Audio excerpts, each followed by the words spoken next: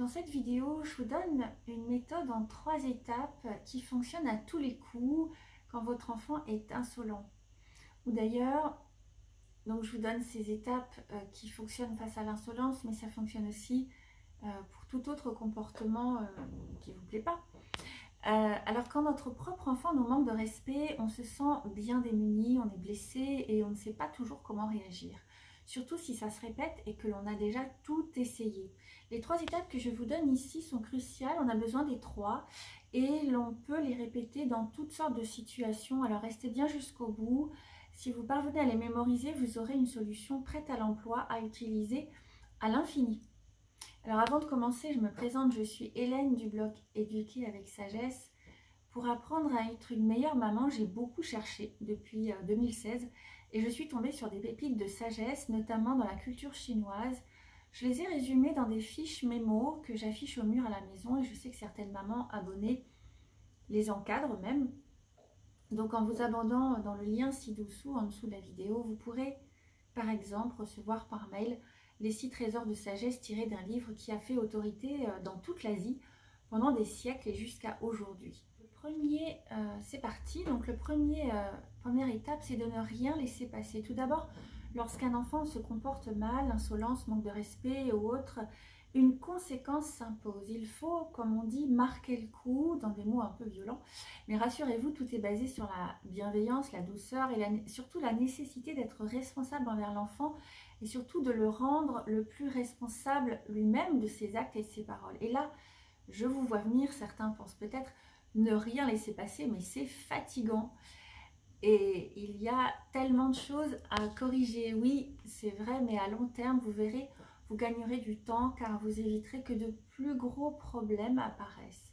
J'explique tout ce principe dans un article sur mon blog qui vous aide à poser le bon cadre. J'ai fait une fiche mémo là-dessus aussi. Donc marquer le coup, oui, ne rien les passer, oui, mais la punition n'est pas la seule option disponible. Aujourd'hui, la punition est d'ailleurs devenue un gros mot, on n'ose plus en faire par peur de se voir montrer du doigt par les autres parents ou à l'école.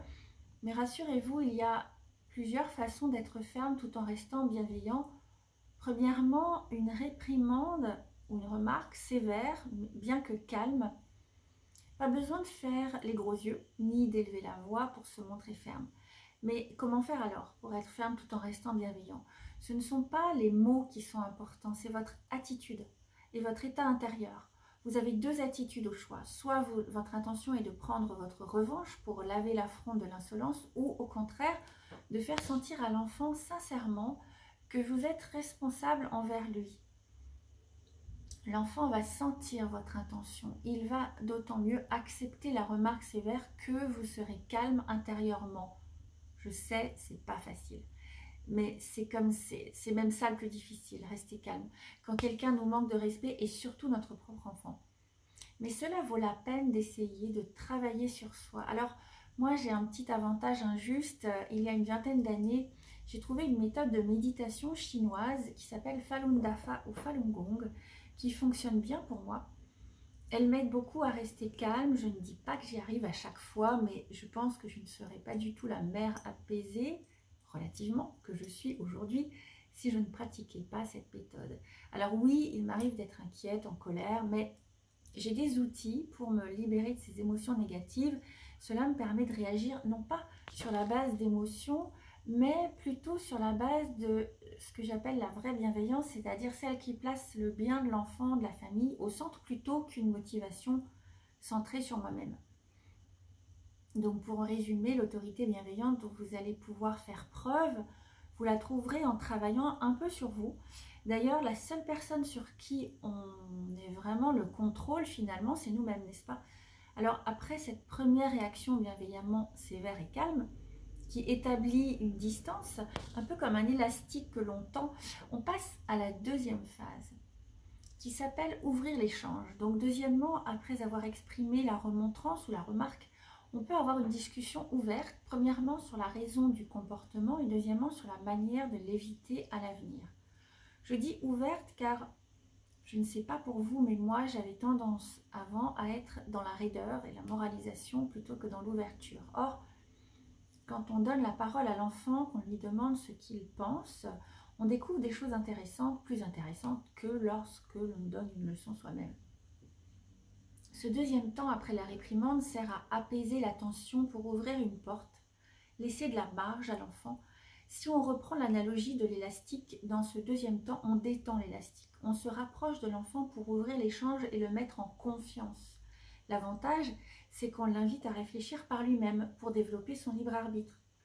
Le but étant qu'à la prochaine fois qu'il sera tenté de mal agir, il aura déjà réfléchi à la question et s'en souviendra peut-être. Je dis peut-être, car rien n'est jamais gagné avec les enfants. Il faut être prêt à beaucoup répéter. C'est le secret de cette maman dont je vous racontais l'histoire qui murmure à l'oreille de ses enfants.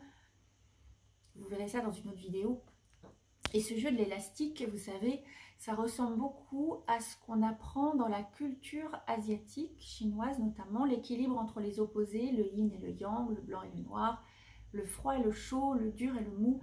Ça s'applique dans tous les aspects de la vie, la cuisine comme les arts martiaux et même en éducation. Ici, c'est parce que l'on a exprimé une remontrance, une remarque ferme, que l'on peut ensuite mieux ouvrir l'échange.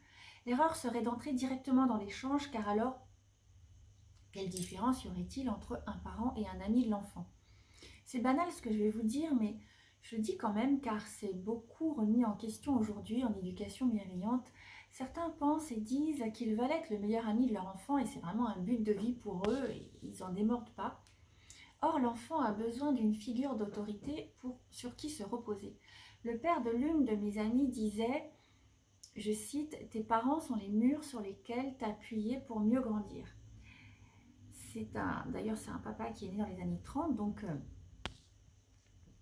il est mieux connecté que nous, on va dire, à la sagesse ancestrale. Et vous savez, tel l'arbre qui a besoin d'un tuteur pour pousser droit et pas de travers, la comparaison est d'autant plus juste que si on grandit, comme l'arbre, de travers, c'est pour toute la vie. Donc on se rapproche donc dans ce processus, dans cette deuxième phase, on se rapproche tout en préservant cette distance liée à l'autorité parentale sur laquelle l'enfant peut se reposer. Et tout en ayant, en pouvant avoir envie de se confier aussi.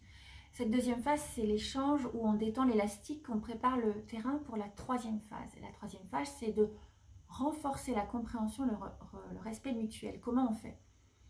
Une simple reconnaissance du comportement non souhaitable accompagnée d'une déclaration tout aussi simple de désapprobation telle que « Je sais que tu as eu des problèmes à l'école aujourd'hui, par exemple, et tout ce que j'ai à dire, c'est que je ne suis pas d'accord ou pas contente. » Ici, on va de nouveau tendre l'élastique pour se positionner de manière à ce que l'enfant puisse respecter la distance qui sépare l'enfant du parent. Une distance remplie d'amour, certes, mais basée sur le respect. Vous verrez, grâce à ces phrases, des phrases comme celle-ci, même si votre enfant vous manque de respect parfois, vous allez découvrir quelque chose de remarquable. Votre avis compte pour lui. Il se soucie de voir ce que vous pensez et ce que vous pensez de lui, et ce malgré les apparences. Or, c'est la base de tout, le regard que vous portez sur lui, votre approbation. C'est ce qui peut le motiver à bien faire.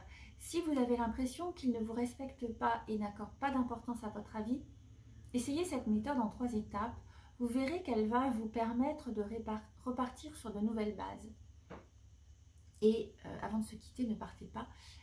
N'oubliez pas de vous inscrire, comme je vous le disais au début, pour recevoir les fiches offertes, les bonus offerts. Vous aurez accès, comme je vous disais, par exemple, à une liste de 6 règles de vie pour fixer le bon cadre. Et puis, en plus de recevoir des ressources, je vous écrirai de temps en temps pour vous donner des astuces, des outils pour mieux éduquer vos enfants, des choses pour vous aussi. Et vous profiterez aussi de réductions sur ma boutique réservée uniquement aux abonnés. Personnellement, si j'avais cherché et trouvé des solutions plutôt à certains problèmes, notamment le manque de respect à la maison, les disputes, les gros mots, etc., je n'aurais pas vécu de plus gros problèmes plus tard. Mais maintenant, avec toutes les ressources que j'ai accumulées, j'ai un peu comme une boîte à outils pour gérer chaque problème. Et c'est ce dont je veux vous faire profiter. Alors, abonnez-vous au moyen du lien ci-dessous. Vous allez atterrir sur un formulaire à remplir, très court, 3 informations, votre nom, votre adresse mail et votre téléphone. Et donc, on se retrouve dans la prochaine vidéo, le prochain article ou le prochain mail. À bientôt!